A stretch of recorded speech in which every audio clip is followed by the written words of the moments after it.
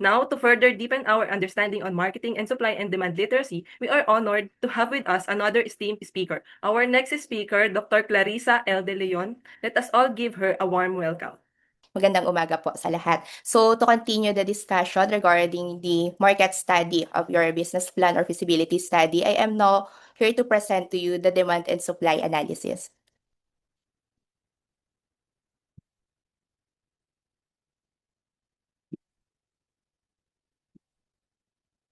Okay, so before I start with the discussion proper, so meron lang akong simpleng question, napakabilis sagutin nito, no? So, Coke ano? So, para sa mga katulad ko na 40% yata ng tubig sa katawan ay Coke. Sige, may question po ako. So, suppose na ibebenta sa atin itong 1.5 na Coke ano, sa halagang 10 pesos. Sino po ba sa inyo yung mga bibili ng product na to? So, paki-type nga yung mine doon sa chat box natin. Yan, so meron. Okay. So, medyo dumadami po ano. Sige, may mga sumasagot pa.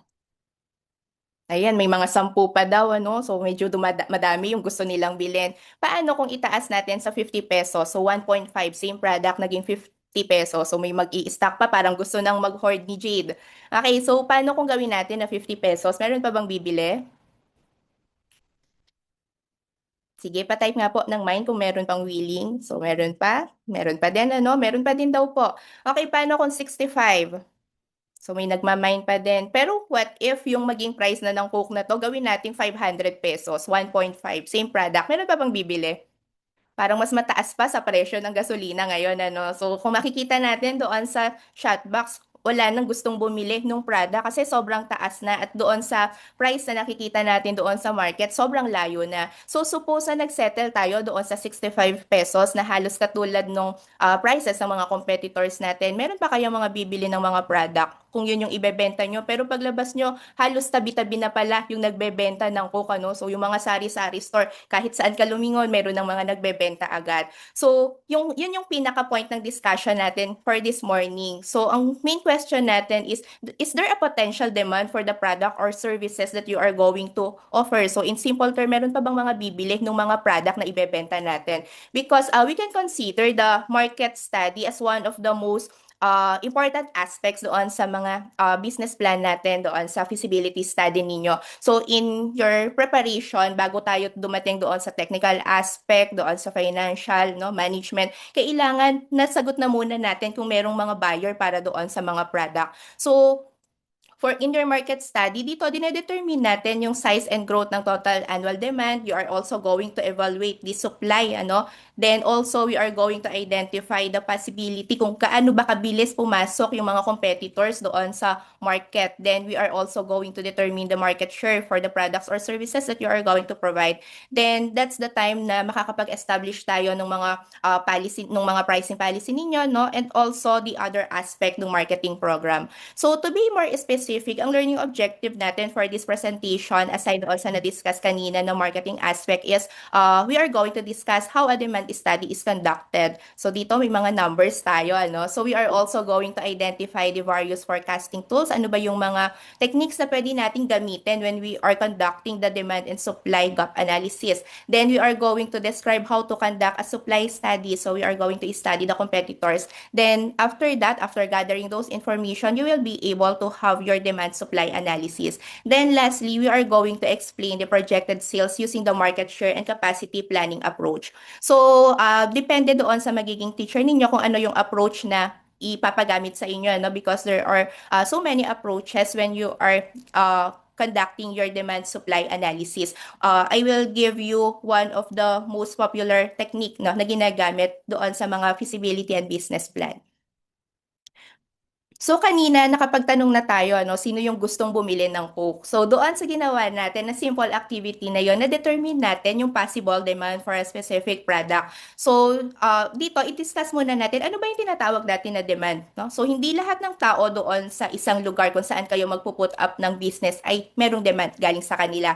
So you need to answer these two questions first. Ano, are they willing to buy your product? And the other one is, are they capable or meron ba silang capacity to buy the product? So in simple term, gusto ba nilang bilhin yung product mo at kaya ba nila, meron ba silang pera na gustong na maipambibili doon sa product? So for example, gusto kong mag-avail ng service, So, merong mga ino-offer, So, of course, lahat tayo gusto natin yung mataas na MB, yung mabilis na internet, high speed. So, yun yung hinahanap natin. Kaya lang yung plan na available nasa 2,000. Gusto ko ng mabilis na internet kaso ang budget ko nasa 1,500 lang. So doon sa illustration natin, doon sa example natin, hindi natin masasabi na merong demand for that product kasi gusto ko lang pero wala akong pera na ipambabaya doon sa internet connection. So dito, nade-determine natin gaano ba karami yung kaya at gustong bumili ng product. So bakit mahalaga na dinedetermine natin yung yung demand doon sa product natin bago tayo gumawa, So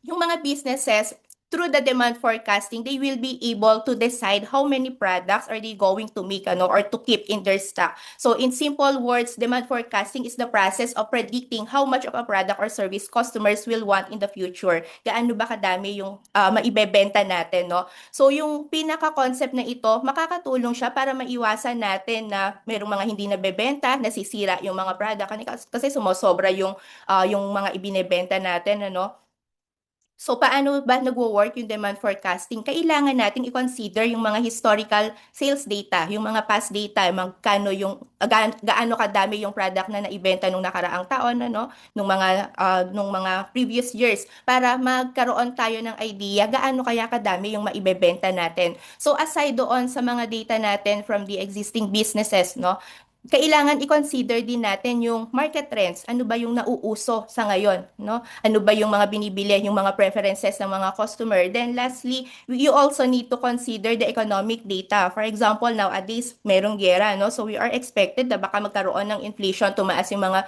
bilihin dahil doon sa nangyayaring war doon sa Iran. So yung mga data na ito, yung mga statistics, makakatulong siya for you to be able to forecast your demand. So going back with my question earlier, gaano ba kadami yung pwede kong i-produce, So suppose na yung mga bakery, gusto nilang malaman gaano ba kadami yung ibe-bake nila na tinapay sa isang araw. So mahalaga na alam natin na ma-forecast natin para maiwasan yung dalawang possible problem. Kapag ka sobrang konti yung pinebenta natin, posible na maubusan, So magkakaroon tayo ng opportunity cost. Meron pang mga bumibili kaso wala na tayong maibenta. So sayang, although hindi ka nabawasan ng pera na i-finance doon sa pagpo-produce, nawala naman yung opportunity mo na makabenta, to create sales. So, hindi naman din pwede na sobrang dami yung ibe-bake natin sa isang araw kasi paano kung wala naman na palang customers na bibili. So, possible, especially doon sa mga perishable na mga products, masira, mapupunta lang doon sa waste, i-dispose lang natin yung mga product. So, malulugi naman, posible na makabawas pa yon doon sa napagbilhan, mababawas pa yon doon sa magiging kita natin. So, ang pinaka-goal natin in this study is to find the balance between the supply and the customer demand. So, in your feasibility and business plan, there are two major connotations when we are referring to the demand. The first one is the past demand, yung historical data natin, then yung future demand, which is ito yung gagamitin natin doon sa mga projection natin. So, when you are determining the past demand, so you need to consider the local production and the consumption in the area or doon sa lokal mo. Then, i-add natin yung mga imported units, meaning yung mga kinukuha natin outside the area, yung mga binibili, yung mga ibinebenta doon sa area galing sa iba pang lugar. So for you to be able to determine the past demand. So dito sa illustration natin ipinakita, for example, eggs, So you need to define the unit of your measurement, So by tray ba yan, by pieces, before you get the actual demand for your product para maging consistent din tayo doon sa magiging computation natin. So for example, dito sa example natin, yung kinuha natin yung production, yung mga ipinoproduce na egg doon sa isang lugar. Then kinuha din natin yung nako-consume, yung mga kinakain na egg doon sa lugar. Then yung last data natin, kinuha din natin lahat ng mga eggs na binibili outside the area. So kung ganito yung pagkuha natin ng total demand, most likely magkakaroon ng duplication, kasi hindi naman lahat ng mga naipoproduce doon sa isang area doon lang nila ibinebenta at hindi naman din lahat ng kinokonsume nila, doon lang nila binibili. So that's why it is very important that you will be able to determine the numbers of the demand na naipoproduce at nakokonsume lang doon sa area. Okay?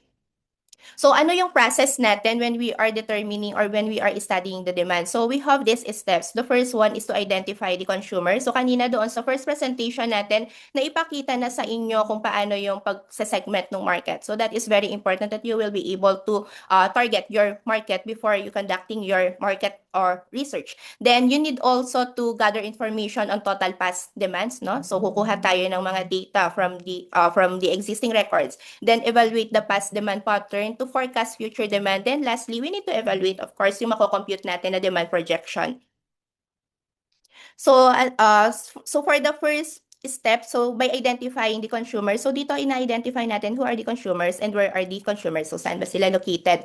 So earlier, you already tackled about the market segmentation. So as mentioned by Dr. V2, kailangan isinesegment natin, hinahati-hati natin because as I mentioned during my presentation earlier, hindi lahat ng tao doon sa isang lugar ay masasabi natin na target market natin, ano? So i-define natin sila base doon sa product natin kasi it will be very difficult on your part kung lahat sila ay isa-satisfy natin, lahat sa kanila ibebenta natin, i-offer natin yung mga product. So para mas mapadali, dapat meron tayong specific target market lang, no?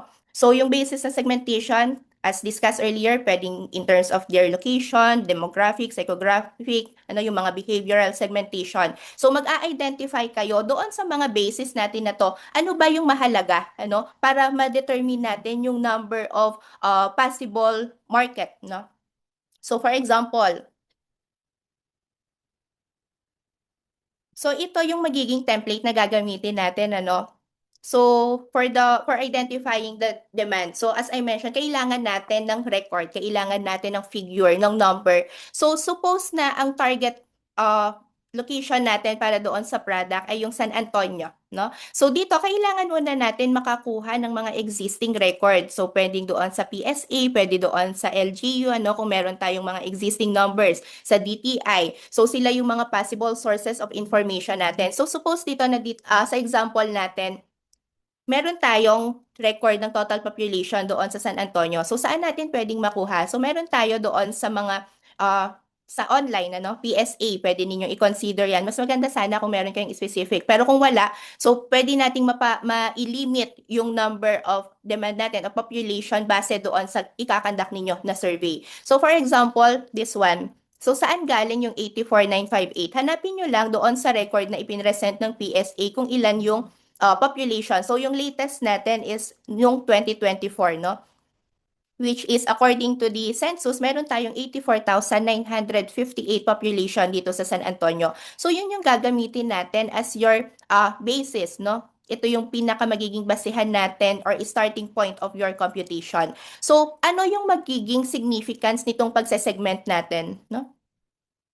So first, you need to identify ano ba yung product ninyo, no? So ano ba yung mga relevant information, relevant variables na kailangan natin kapag isa-segment natin yung market. So for example, magbebenta kayo ng mga fashion goods. So pwede natin i-consider yung age, kasi magkakaiba ng mga preferences yung bata, matanda, yung mga young adults. Then kung halimbawa naman sasakyan, so you can segment them using their income. So it can also be a combination ng mga different variables na ito. That's why kailangan meron kayong gagawin na questionnaire, So lahat ng mga relevant na information para ma-segment natin, para makapag-target tayo ng market, kailangan ilagay ninyo doon sa questionnaire ninyo. So again, lahat lang po ng relevant. So for example, yung product ninyo, irrelevant na yung age, then there is no need to include yung age dito, Pero kung halimbawa, kailangan nating makuha, halimbawa, ang target market natin dito are the young professional, So, mga nagtatrabaho, yung mga young professional, then you have to define ano ba yung definition ninyo ng young professional. Ilang taon ba sila? So, suppose na doon sa target market ninyo, 18 to 34 years old. So, dito, madedetermine ninyo doon sa lahat ng sample na meron kayo, gaano ba kadami or ilang percent ba yung papasok doon sa target age ninyo na bebentahan ng product, So, dito sa example natin, doon sa questionnaire ang lumabas ay yung 18 to 34 years old, 86% sila nung total population. So ito yung gagamitin natin para doon sa pag-identify natin ng demand. So another relevant variable, so yung professional, ibig sabihin yung mga may trabaho. So doon sa lahat ng na-survey ninyo, gaano ba kadami yung employed? Employed and yung self-employed, ano? So pwede nating kunin yung percentage na yon, pagsasamahin natin para maging basis din natin doon sa pag-identify natin ng demand and yung nung figures natin, no? So dito, so reminder lang po, kapag ka nagkakonduct kayo ng survey para doon sa product ninyo, it is very important na fully represented yung magiging population. Kasi isa sa mga nakita ko before kung saan nagkakamali yung mga researcher doon sa mga percentage na nakukuha nila. Halimbawa, ang target customer nila ay 18 to 34 years old. So, lahat ng sinurvey nila, lahat lang ng 18 to 34, ano? Pero ang basis natin kanina is yung total population. Ibig sabihin, dito sa 84,958 na yan, andyan na diverse na yung age nila. Merong bata, merong matanda, merong mga adult. That's why dapat fully represented, makita natin yung representation ng bawat age bracket na yan doon sa magiging survey ninyo. So, ibig sabihin, hindi nyo dapat ililimit lang yung isa-survey ninyo na dapat 18 to 34 ka lang kasi definitely 100% yung lalabas. So, magkakamali kayo. Kapag ka i-multiply ninyo, 100% yung lumabas dito, magiging overstated na agad yung percentage natin. So, again, dapat when you are targeting the respondents para doon sa survey ninyo, dapat fully represented sila, para makuha natin yung percentage nung para doon sa demand or doon sa magiging base natin ng pag-identify natin dito. Okay? Sige, magbigay pa ako mamaya ng illustration. So, going back doon sa presentation natin, no? So, by using the percentage, pwede natin ma-identify gaano kadami yung specific age bracket doon sa total population. Then next is the next step naman is to gather information on total demand. So kailangan natin sagutan yung mga question na to. Where can the demand data be gathered? Saan? How can the desired data be gathered? Paano natin sila kukunin? Then how large should be the desired data? So, for this one naman, where can the demand? Of course, doon sa target area ninyo, So, alin bang mga barangay yung isasali ninyo, mga bebentahan, yung kaya ninyong bentahan, Then, how can the desired data be gathered? Pwedeng magpe-pen and paper kayo, pero ngayon, pwede na din yung Google Form, para mas madali sa inyo yung pag-gather as well as yung sa pagtatabulate ng data na makukuha tayo. Then, yung last natin is how large should be the desired data? Gaano kadami yung sample na kukunin natin? So, kanina, meron na tayong number ng population, which is yung 84,958. So, you can use the Rausoff calculator para ma-determine gaano ba kadami yung data na kukunin natin. Gaano ba kadami yung magiging respondent natin. So, dito, using the Rausoff calculator, ilalagay nyo lang yung base ninyo, which is yung total population. So, based on the result, you need 383, in 5% error. Okay. Then, depende doon sa magiging teacher ninyo. Pero ako doon sa mga student ko, ginagawa ko itong 10%, yung margin of error natin, which is nagiging 96 na lang yung result natin. So, ipinapa-close ko na lang ng 100 respondents, Pakitanong na lang din yung teacher ninyo kung ilang percent ba yung gagamitin natin na margin of error for you to be able to determine how large should be the data needed for your study. So, yan. So, you can use the Rausoff calculator.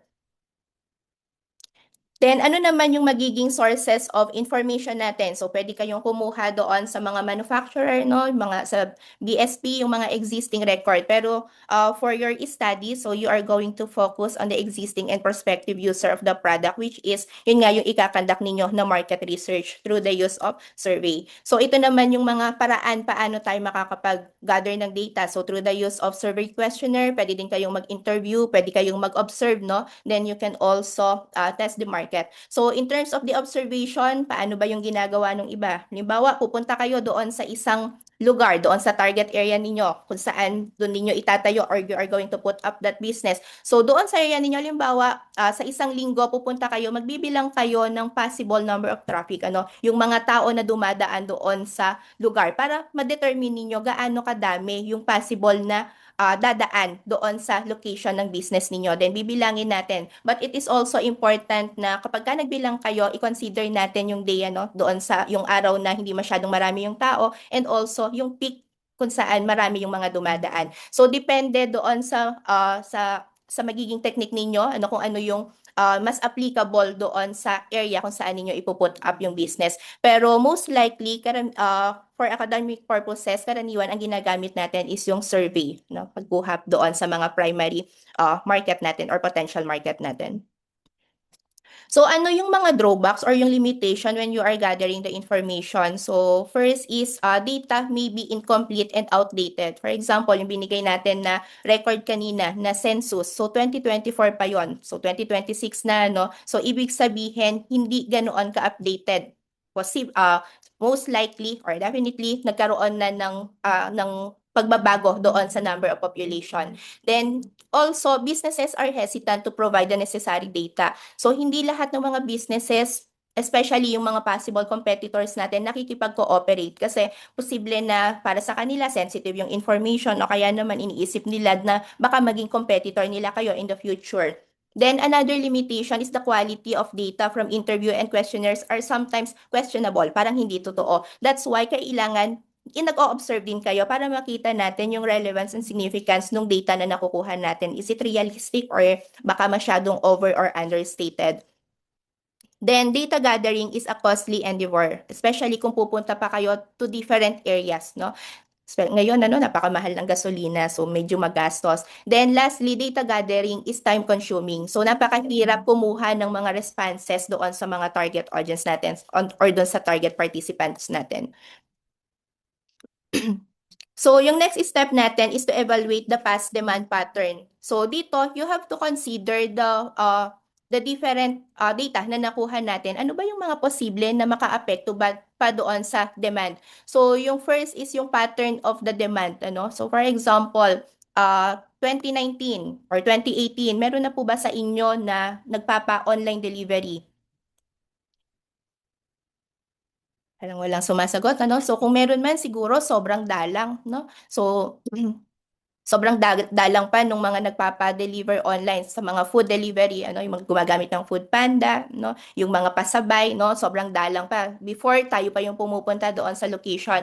Pero nung nagkaroon ng pandemic, so dito nag-boom yung online food delivery services since nagkaroon nga tayo ng restriction, which is until now, naging stabilized na. So, we have the high level of using this mode of channel kapag ka nagpapa-deliver or kapag ka bumibili tayo ng mga products or ng mga food natin, So, pwede nating i-consider yung naging pattern ng demand. So, another one is yung sa government program influencing the demand. So, for example, doon sa modern jeep natin. So, nowadays, meron tayo yung government program natin, imino-modernize na nila yung sa jeep, So, pine-phase out na natin yung mga traditional. So, through this government program, doon sa law na minamandate ng government, nagkaroon ng demand para doon sa mga modern jeepney, Which is, hindi ang nabebenta na talaga is yung pasok doon sa nire-require ng government natin. Another one is yung sa fiscal and monetary policy, yung mga minamandate ng government natin. Halimbawa, yung BSP, kapag ka ibinababa nila yung percentage ng interest rate. So most likely tataas yung demand para doon sa mga loans kasi mababa yung interest, mas magiging affordable para sa kanila. Then lastly is yung trend or yung mga nangyayari doon sa iba't ibang lugar, hindi lang dito sa Pilipinas. So nowadays, ano ba yung pinaka significant? So yung pagkakaroon nga ng war doon sa Iran, which is kahit tayo dito sa Pilipinas nakakaapekto. With these different factors, nakakaapekto siya doon sa magiging demand natin. So that's why, katulad ng binanggit ko kanina, hindi lang kung ano yung na-compute natin, yun lang yung i-consider natin. So we need to consider this factor when you are determining the demand pattern for the product and service that you are going to offer. So proceed tayo doon sa template kanina. So suppose that we are going to forecast the future demand for this product. So yung healthy oats, So ito yung gagamitin natin na example para doon sa illustration natin for this morning. So again, when you are determining the number of the demand, so it is very important that you are going to be consistent with the unit of measurement. Alamin ninyo kung yung tinitingnan natin ay per piece ba, per pack, per box, ano? So depende doon sa bundle na ipoprovide nyo din para makita natin yung total number of units. Then another one is who is your target market, no? Alamin natin sino ba talaga, gaano ba kadaming barangay yung i-cater ninyo, no? So para ma-determine natin yung magiging base ng population natin dito. So mahalaga kasi na alam muna natin yon when we are navigating this template. Okay? Sige, proceed po tayo doon sa template natin ng demand gap analysis. So for this one, katulad nga nung naipakita ko na kanina, meron tayong existing record, which is yung census ng 2024. So dito na-determine natin yung total population in San Antonio. Kung halimbawa naman, sa ibang lugar kayo, San Isidro, so meron din tayong record dito, So paki-check na lang din yung nandito sa site natin. So there are also other information na pwede nating i-consider. Halimbawa, in terms of gender, yung age, by age group, which can also be used doon sa pagdedetermine natin ng base. So mahalaga din na inaalam natin yung pinaka-basis natin. For example naman, ang target market ninyo is per household. So dapat alamin nyo muna yung number of household doon sa isang lugar. So pwede kayong pumunta sa munisipyo, doon sa barangay, baka meron silang record. Then after that, kapag ka na-determine na natin yung base natin, so magkakaroon na tayo ng projection, no? So dito, based doon sa average natin, this one, so based doon sa mga previous data na meron tayo, noong 2015 nagkaroon ng increase na 1.21% doon sa population. Noong 2020 nagkaroon ng 1.38%. So for us to be able to determine yung average, kunin lang natin yung average nito para meron tayong mailagay doon sa average growth rate. So if we are going to consider the past data na meron tayo, then pwede nating i-project na magkakaroon ng annual growth rate na 1.30%, which is necessary para makuha natin yung increase dito sa population. So, itong 84,958, galing ito sa census, then itong increase na ito, galing dito sa average growth rate. So, again, mahalaga na lahat ng inilalagay natin dito sa template, meron tayong basis, no? So, since 2026 na ngayon, kailangan ang kukunin lang natin is this year, So, 2026 to 2030. So, ito yung basis natin. Again, katulad ng limitation na binanggit natin kanina, there is a possibility na outdated or hindi ganoon ka-accurate yung number of population na meron tayo. That's why inasa natin doon sa projection, or yung potential growth rate based doon sa historical data na available sa atin. So, using this template, meron naman na tayong formula para makuha natin yung magiging projection natin for the upcoming years. So, ito yung gagamitin natin. So, yung population will be the 87,181. So, yung growth rate natin base dito. So, using this template, kapag pinag-add natin, ito yung magiging basis natin. Excuse lang po.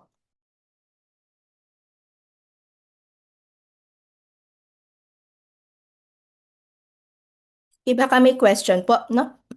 So, pwede natin gamitin yung chat box para to clarify yung mga ipine-present natin. Okay, so going back, so yung next section doon sa template natin is the projection of the demand figures, no? So we also need additional data. As I mentioned, hindi lahat nung nandoon sa population, yun yung magiging target natin. Hindi lahat nung nandoon, yun yung isasama natin doon sa projection natin. So gagamit tayo ng survey para makuha lang yung specific percentage, no? So using the base, which is yung 87,181, so we conducted a study regarding the preferences, regarding the profile of your social demographic profile of your target customer. Kung saan andito yung mga relevant information na pwede natin gamitin. Then yung mga percentage na ita-target natin, yun yung kukunin natin na gagamitin dito sa mga percentage, doon sa pagsesegment at doon sa pag-target natin. So for example, in terms of the occupation, kinuha natin yung yung mga employed, self-employed, and underemployed. So, dito naman sa age, kinuha natin yung 18 to 34 years old. So, dito, of course, mga health conscious yung target natin. So kukunin natin yung percentage na sumagot na they are health conscious.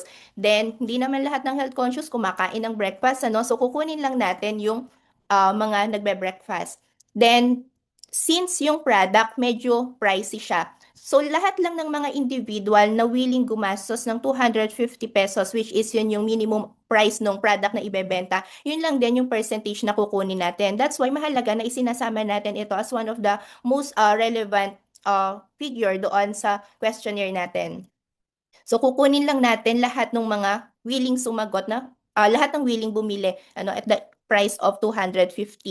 Then lastly, kukunin din natin yung percentage ng mga willing mag-try ng product. Baka kasi yung iba sobrang loyal na nila na ayaw na nilang mag-try ng other product. So that's why lahat lang ng mga willing yung kukunin natin. So using this sample questionnaire natin, na-assess natin gaano kadami yung mga employed and yung nandoon, yung pasok doon sa age bracket natin, which is yung mga young professional na health conscious na pwedeng bumili nung product natin. Then aside from that, nakuha din natin kung sino yung mga willing and able to pay for the product. So dito sa questionnaire natin, we were able to identify the demand. So sabi nga natin, sagutin natin yung question kung sino yung mga willing at able to buy your product. So yung mga percentage na ito, yun yung gagamitin natin para makuha natin yung certain percentage ng ita-target natin.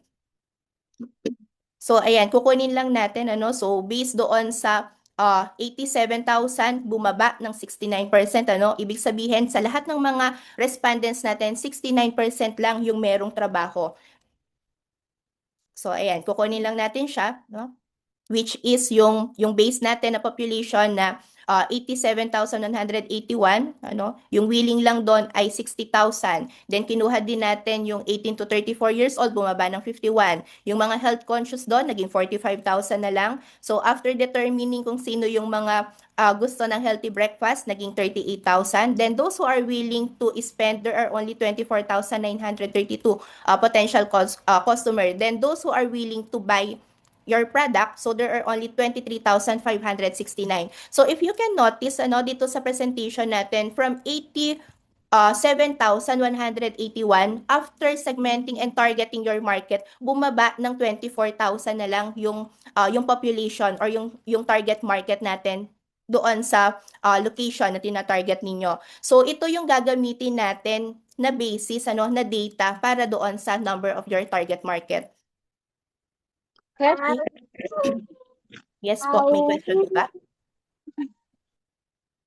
Wala. Yata. Okay, sige. So, yung after that, kailangan naman natin makuha yung average frequency of their purchase. So, dito, nagtanong din tayo doon sa survey natin, gaano ba sila kadalas bumili ng healthy breakfast? So, merong monthly, once a week, twice a week, So, yan yung naging options natin. Then, based dito sa percentage na nakuha natin, gagawa tayo ng frequency of purchase computation. So, ilalagay lang natin lahat ng naging option, then yung percentage na lumabas doon sa survey, tsaka natin kukunin yung frequency of purchase per annum. So, dito sa weight, paano yung gagawin natin? Pag susunod-sunurin nyo lang, yung pinakamababa yung sagot, sila yung 1, yung sumunod 2, then yung pinakamadaming sagot yung 3. So, kung meron pa kayong other options, so pwede pang dumami yung nandito sa category natin, So, ito depende doon sa survey na gagawin ninyo.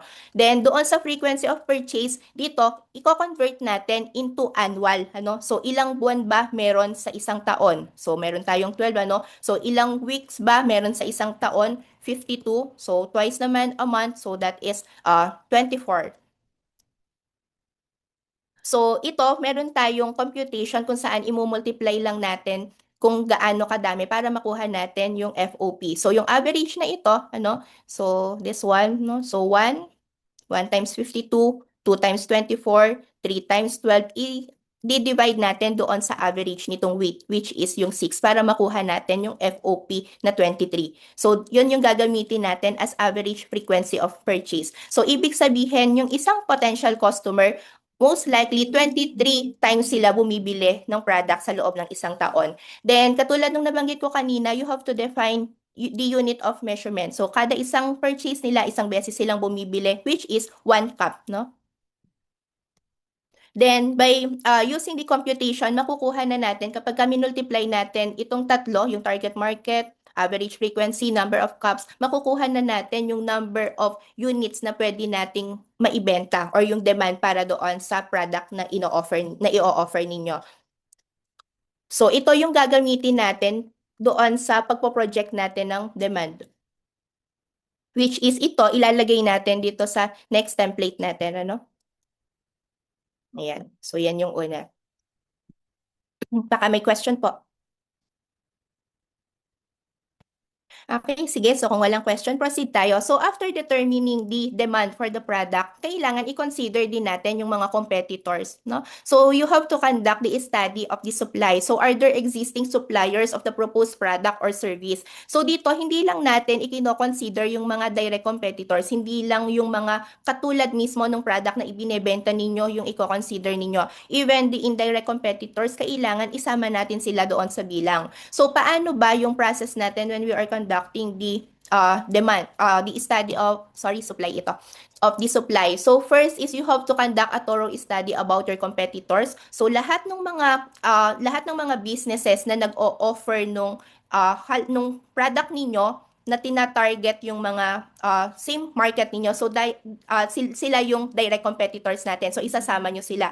But aside from that, kailangan i-consider din natin yung mga businesses na nagbebenta ng different product but they are also targeting the same market. Ano? So sila naman yung mga indirect competitors natin.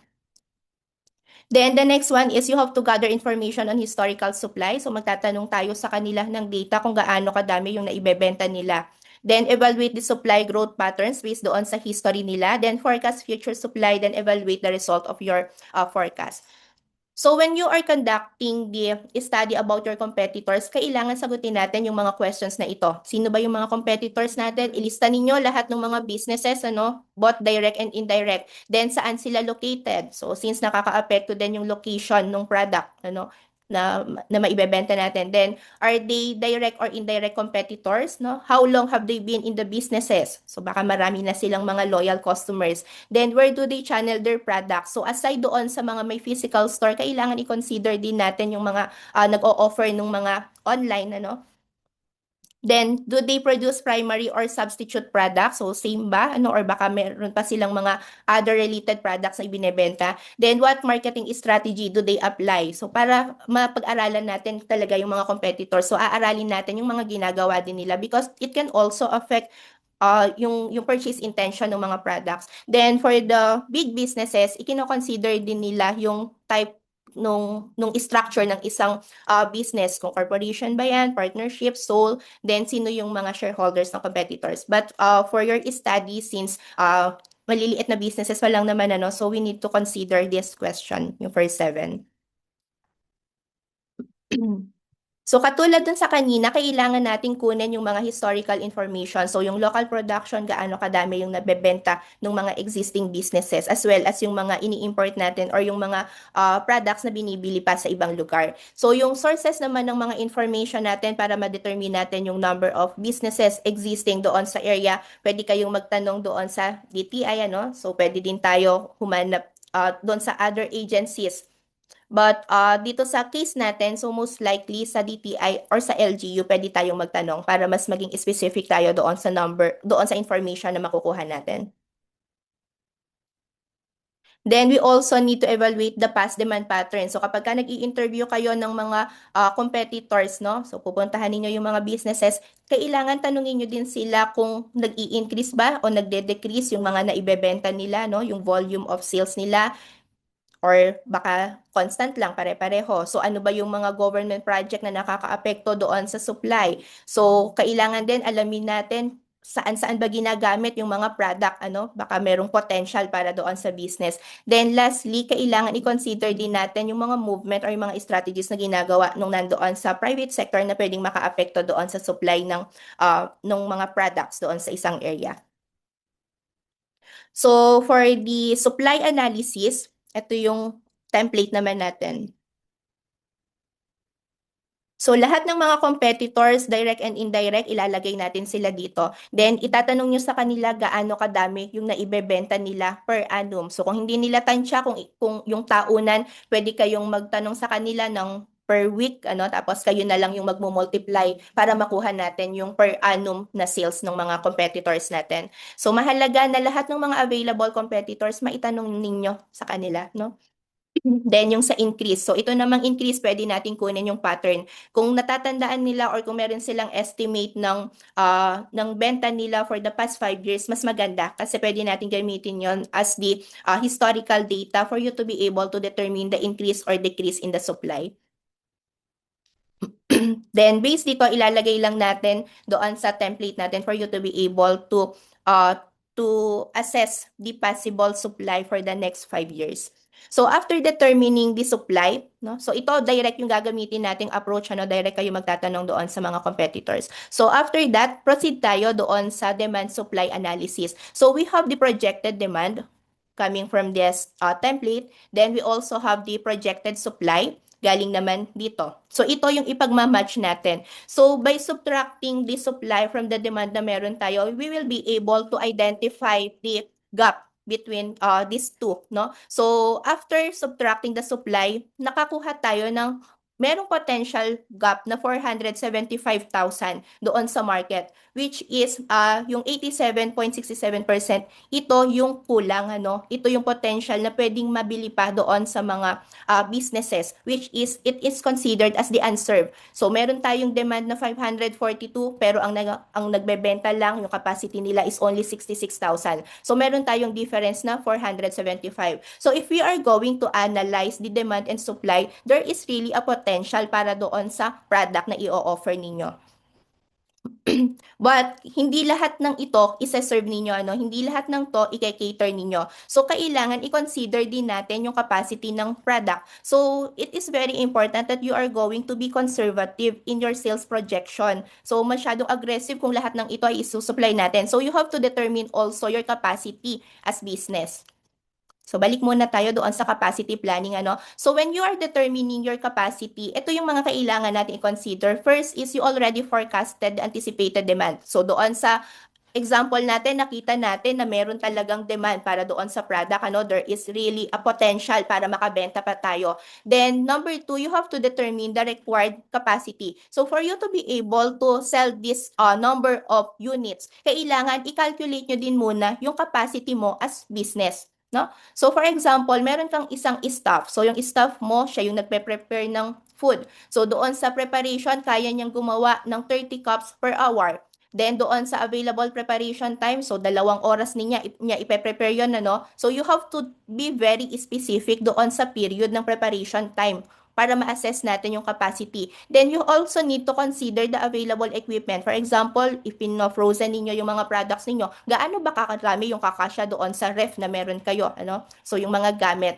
Then, that's the time na ma-assess natin yung current capacity ng business ninyo. So, suppose na doon sa naging sample natin, halimbawa, yung na-forecast natin na demand is 50 cups per day. Pero yung business ninyo kayang magbenta ng 60 cups. So ito yung total capacity natin or maximum capacity natin. Ibig sabihin, kaya pa nating magbenta ng additional 10 cups aside doon sa forecast. Kung halimbawa, merong mga bibili, So since hindi naman talaga very definite na kung ang na-identify natin is 10 products per day, 10 lang talaga yung bibili. So posible na tumaas o bumaba, yung demand for a specific day. So, it can vary.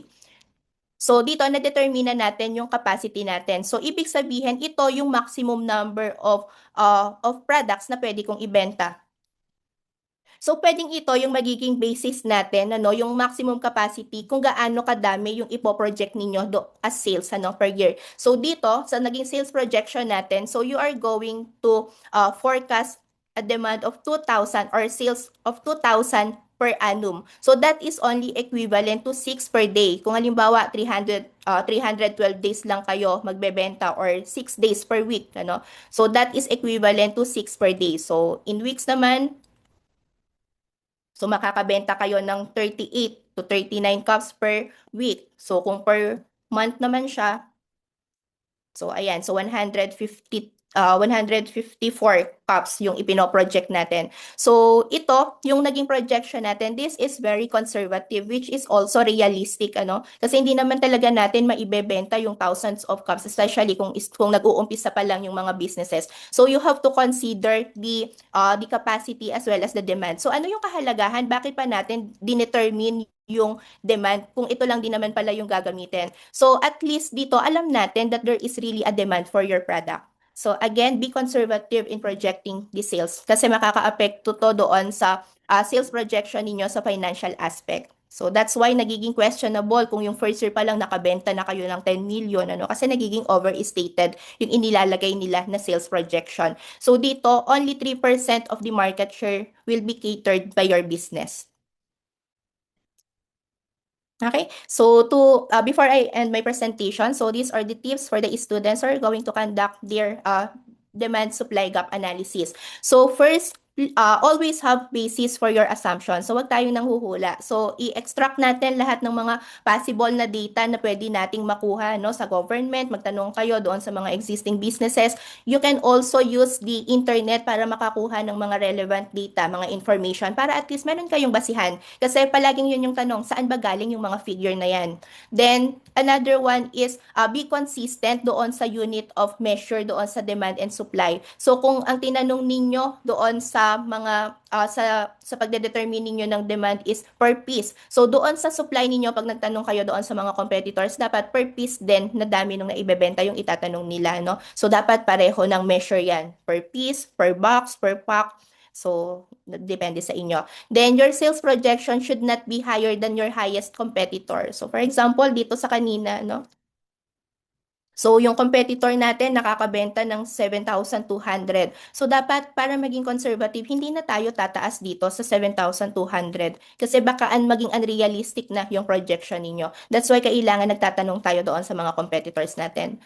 Then, your sales projection should not be higher than your gap. So, dito naman yung titingnan natin, ano? So, dapat hindi siya tataas dyan. Then, lastly, be conservative on your projection. So, wag masyado aggressive. So, consider your capacity as the business as well as the demand, ano? And also the present trend na nangyayari doon sa business environment. Okay? So, yun lang po. Maraming salamat po.